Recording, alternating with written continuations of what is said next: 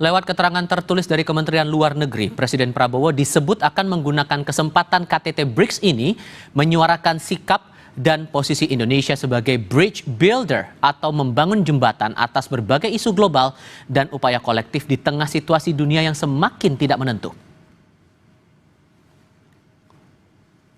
Masih dari sumber yang sama, Indonesia disebut juga akan memanfaatkan forum ini sebagai platform memperjuangkan kerjasama global yang lebih adil dan inklusif, serta memajukan kepentingan nasional dalam berbagai bidang ekonomi, keuangan, pendidikan, dan teknologi. BRICS adalah kelompok kerjasama negara berkembang selatan-selatan yang diinisiasi oleh Brasil, India, Tiongkok, Rusia, dan Afrika Selatan.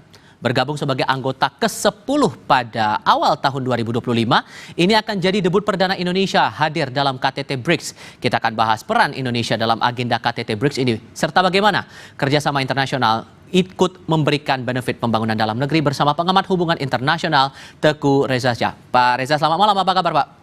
Kabar baik, salam Indonesia, salam dari Bandung. Terima kasih sudah bergabung bersama kami. Semangatnya adalah menjadi bridge builder, istilahnya membangun jembatan dalam kerjasama negara selatan-selatan atasi isu global. Sementara kita baru bergabung di awal tahun 2025. Apakah posisi kita sekuat itu untuk mencapai target bridge builder itu, Pak?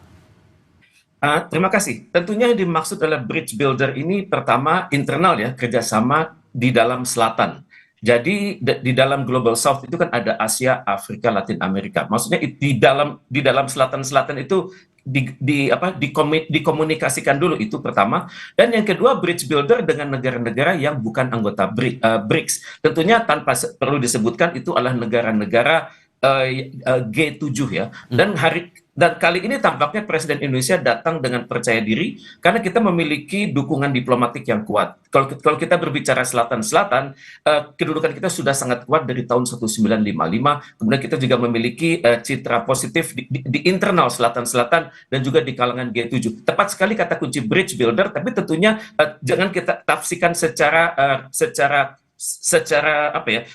material, karena bridge itu kan menghubungkan antar jembatan. Pada saat yang sama jembatan itu hendaknya saling berhubungan. Jadi saya pikir bridge builder yes, tapi juga communicator juga yes.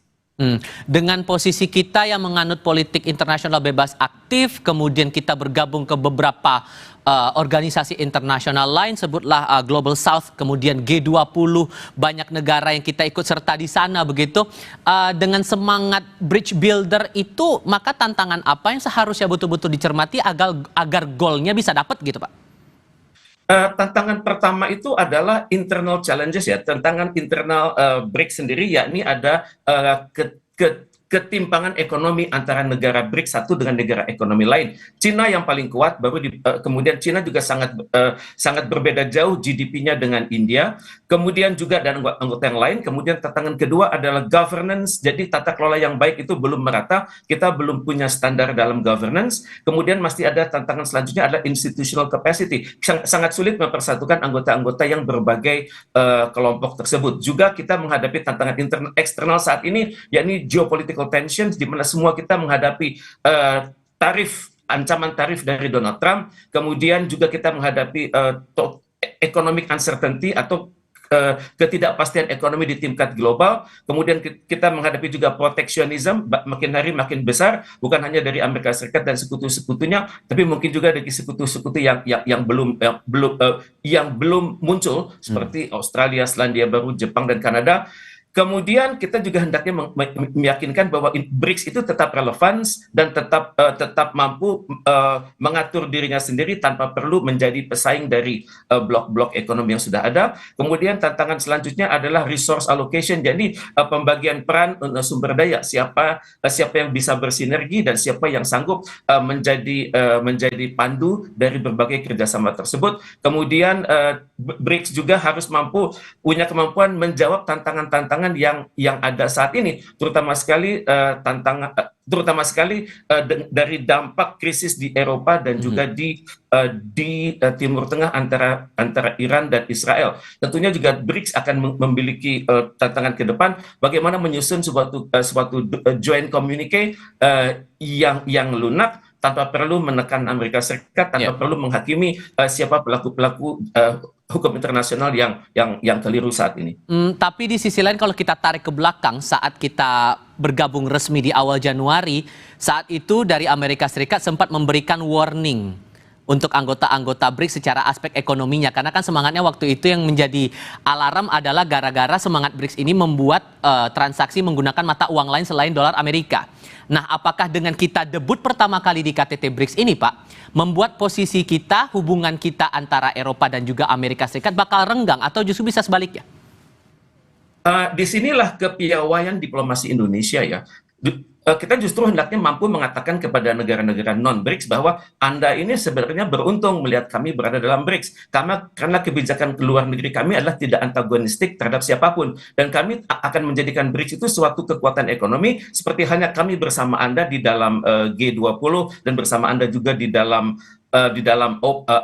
Asia Pacific Economic Cooperation, dan kami akan menjadi kekuatan pertama yang menentang terjadinya konflik antar blok. Dan juga selama Indonesia ada di situ, isu-isu de-dollarisasi tidak akan muncul ke permukaan. Walaupun di internal BRICS ada kesadaran bahwa sebaiknya kita masing-masing menggunakan mata uang masing-masing. Oke. Dengan membawa isu ekonomi inklusif, kemudian artificial intelligence, kemudian pemerintahan berkelanjutan, gimana caranya agar hasil KTT BRICS ini bisa dibawa ke Indonesia dengan hasil yang nyata dan betul dirasakan oleh masyarakat? Singkat saja, Pak. Tampaknya dalam hal ini kita perlu berkonsultasi secara jujur ya. Apa yang sudah kita capai di dalam items-items yang sudah kita sebutkan tadi itu. Dan untuknya kita harus ada perjanjian lanjutan dan masing-masing negara, yakni best practices apa yang bisa yang dibawakan kepada Indonesia, tentunya dengan menghargai prinsip-prinsip kesetaraan dan juga saling menghargai kedaulatan masing-masing. Oke, tentu ini yang kita harapkan bersama agar ada hasil dari pertemuan kelompok internasional ini bisa dirasakan langsung oleh masyarakat kita. Pak Reza, terima kasih banyak sudah berbagi pandangan bersama kami. Selamat malam, Pak. Selamat malam, salam dari Bandung.